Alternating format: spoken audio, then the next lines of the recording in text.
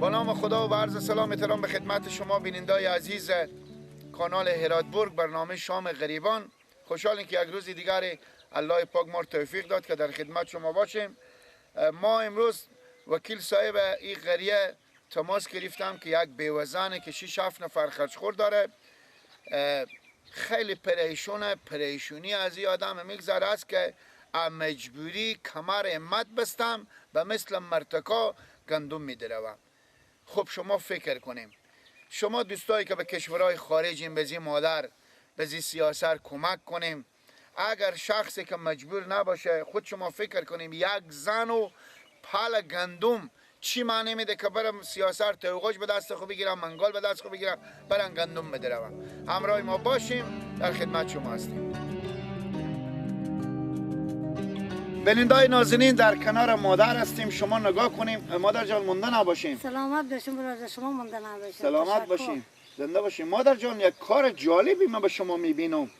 دیگه چیکار کنیم برادر؟ جمع مجبوریت دیگه. یک جای مجبوریت نباشه، یک بی‌وزاری دستی من شکسته بگردن بچه گندم داره کنم 6 سال 7 سال خانواده خودگرم، یک بچه یک در 12 ساله دارم. ده قوتی نمیشه که داره گری کنه، کش رنگ میده. کش رنگ میده بچه شما. 1000 مکرانشینم که کرام دم به شیشته ام، کرا باغ دارم، کرا خانه دارم. جای مجبوریت نباشه، یک بی‌وزن دستی من شکسته. خدای مردم شریکم چی واسه ببین هوای گرم بیبدیم گندم داره که جای مجبوریت نبودی. الله. مادر جان پیار بچه چی مدت میشه فوت شده؟ امسال 6 سال که فوت کرده. 6 سال. بله. مادر جان این گندم چند جریب زمینه ای؟ 5 جریب برادر. 5 جریب؟ بله 5 جریب. همین 5 جریب شما درو میکنید؟ بله داره میکنم. دستای رمور میدارین؟ اگه بدم دستای رم میکشم قوت نباشه، اگه ندم نه دیگه.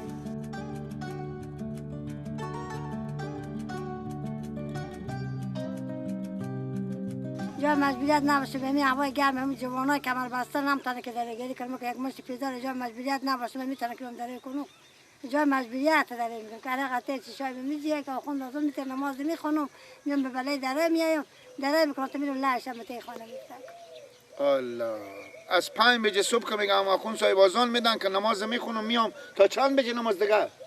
تا ساعت 6 دیشب تا ساعت 7 بجه داره میکردم. تریک شده رفتم بخورم. ساعت 9 بجه بام داریم و ساعت 9 6 تا نون خوردم. این کار شما داره ویدین؟ بله نکار ما داره. جریب چند میدروین؟ جریب 12 من. کچ که جریب یک 15 من 20 من بیده کرا که زحمت میکنه. جریب 12 من یعنی 12 سال. بله. خاله جان یک جریب به چند روز میدروین؟ یک جریب که تلاش کنم به سر 4 روز. الله. سعی کنین چیک زر سخته. واقعا سخته. بینندای خوب نازنین، این منگاله شما نگاه کنیم. این سیاست را ما اولی به می سندخ اولین روزه که من سیاست را میبینم که گندم میدروم. بینندای خوب نازنین، میگه دل به دست یار که حج اکبر است، از هزاران حج یک دل بیتر است. دل از این مادر به دست بیاریم. شما فکر کنیم این مادر شما نه. آیا شما رزیم؟ من نمیگم خود شما کلا خود پیش خود قضی کنیم. رزیم که این مادر به زیافته و سوزان این گندمای پرخار پرعلف اینا رو بدرونم، باز بیام میگم اگر صاحب می زمین به ما بده دستارم جمع میکنه. خب اینا پشت ریشته به کفت خو کنم به یک نفری سیاسره. پس 1 روپیه 100 افغانی هر چی که توان شما هست به زی سیاست کمک کنین که این سیاست به خدا مثل مادر ما و شما دیگه ببین مجبور نشیم مسلمان بیای بزی هوای گرم گندم بدرم. میگم 5 صبح میام تا به 7 بجه شو که میرم به خونه میفتکم که از دنیا آگاه نمیشم. مادر جان آدمای خیر شما رو بیننده هستم، خصوصا همشیرا برادرها، چی خواهشی دارم؟ به حق شما چی کار کنم؟